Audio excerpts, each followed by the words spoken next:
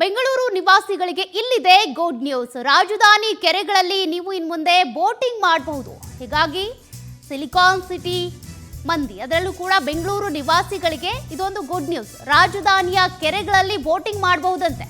ಬೆಂಗಳೂರಿನ 10 ಕೆರೆಗಳಲ್ಲಿ ಬೋಟಿಂಗ್ಗೆ ಅವಕಾಶವನ್ನು ಕೊಡಲಾಗುತ್ತೆ. ಕೆರೆಗಳ ನಿರ್ವಹಣೆ ಜಿಬಿಎನಿಂದ ಹೊಸ ಪ್ಲಾನ್ ಇದೆ ನಿರ್ವಹಣೆ ಮಾಡೋದಕ್ಕೆ ಅಂತ. ನಗರದ 183 ಕೆರೆಗಳ ಪೈಕಿ 10 ಕೆರೆಗಳಲ್ಲಿ ಬೋಟಿಂಗ್ ಅನ್ನ ಮಾಡೋದಕ್ಕೆ ಅವಕಾಶ ಇರುತ್ತೆ.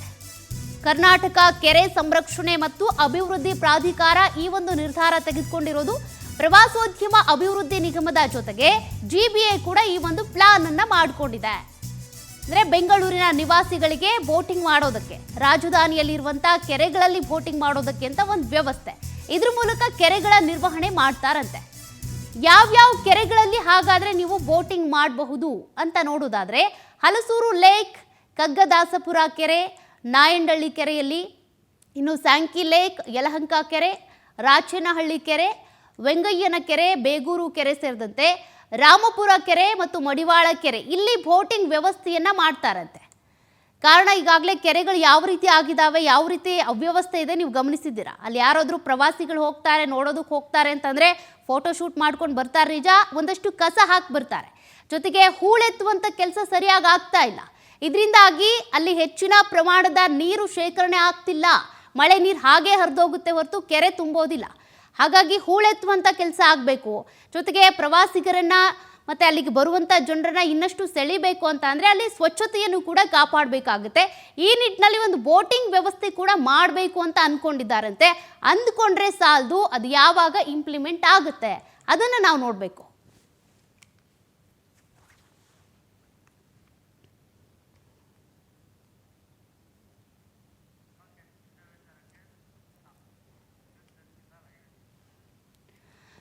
ಇದಕ್ಕೆ ಸಂಬಂಧಪಟ್ಟಂತೆ ಮತ್ತಷ್ಟು ಡೀಟೇಲ್ಸ್ ಕೊಡ್ತಾರೆ ನಮ್ಮ ಪ್ರತಿನಿಧಿ ಸುಷ್ಮಿತಾ. ಡೆಸ್ಕ್ ಲೈವ್ ಇಂದ ಜಾಯಿನ್ ಆಗ್ತಿದ್ದಾರೆ. ಸುಷ್ಮಿತಾ, ಜಿಬಿಎ ಅನೇಕ ಪ್ಲಾನ್ಗಳನ್ನ ಮಾಡುತ್ತೆ, ಬಟ್ ಅದೆಲ್ಲವೂ ಕೂಡ ಕಾರ್ಯಗತ ಆಗ್ಬೇಕಲ್ಲ, ಇದು ವರ್ಕೌಟ್ ಆಗುತ್ತಾ? ಯಾವಾಗ ಜಾರಿಗೆ ಬರಬಹುದು?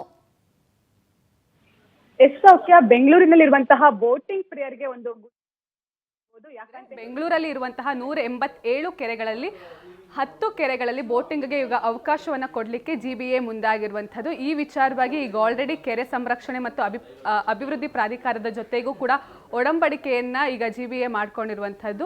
ಇಷ್ಟು ದಿನ ಬೋಟಿಂಗ್ ಮಾಡಬೇಕು ಅಂತ ಹೇಳಿದ್ರೆ ನಾವು ಬೇರೆ ಬೇರೆ ಜಿಲ್ಲೆಗಳಿಗೆ ಹೋಗಬೇಕಾಗಿತ್ತು. ಆದರೆ ಇನ್ನು ಮುಂದೆ ಬೆಂಗಳೂರಲ್ಲಿ ಇದು ಮಾಡಲಿಕ್ಕೆ ಅವಕಾಶವನ್ನು ಇವಾಗ ಜಿಬಿಎ ಕಲ್ಪಿಸಿರುವಂಥದ್ದು. ಸುಮಾರು 10 ಕೆರೆಗಳಲ್ಲಿ, ಅಂದರೆ ಸ್ಯಾಂಕಿ ಕೆರೆ ಆಗಿರಬಹುದು, ಹಲಸೂರು ಕೆರೆ, ನಾಯಂಡಹಳ್ಳಿ ಕೆರೆ ಸೇರಿದಂತೆ ಒಟ್ಟು 10 ಕೆರೆಗಳಲ್ಲಿ ಇವಾಗ ಬೋಟಿಂಗ್ಗೆ ಅವಕಾಶವನ್ನು ಕಲ್ಪಿಸಿರುವಂಥದ್ದು.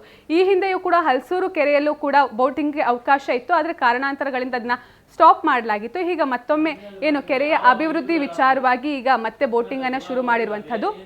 ಕೆರೆಯಲ್ಲಿ 30% ನೀರಿದ್ದಂತಹ ಸಂದರ್ಭದಲ್ಲಿ ಅಂತಹ ಕೆರೆಗಳಲ್ಲಿ ಇವಾಗ ಬೋಟಿಂಗ್ಗೆ ಅವಕಾಶವನ್ನು ಕಲ್ಪಿಸಲಾಗಿದೆ.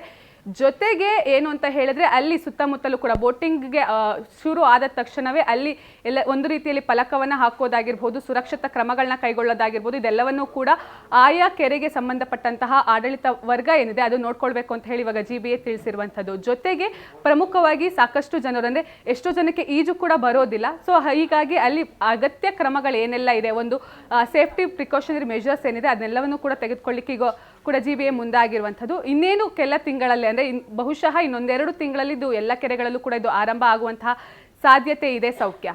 Okay, thank you Sushmita ಡೀಟೇಲ್ಸ್ಗೆ.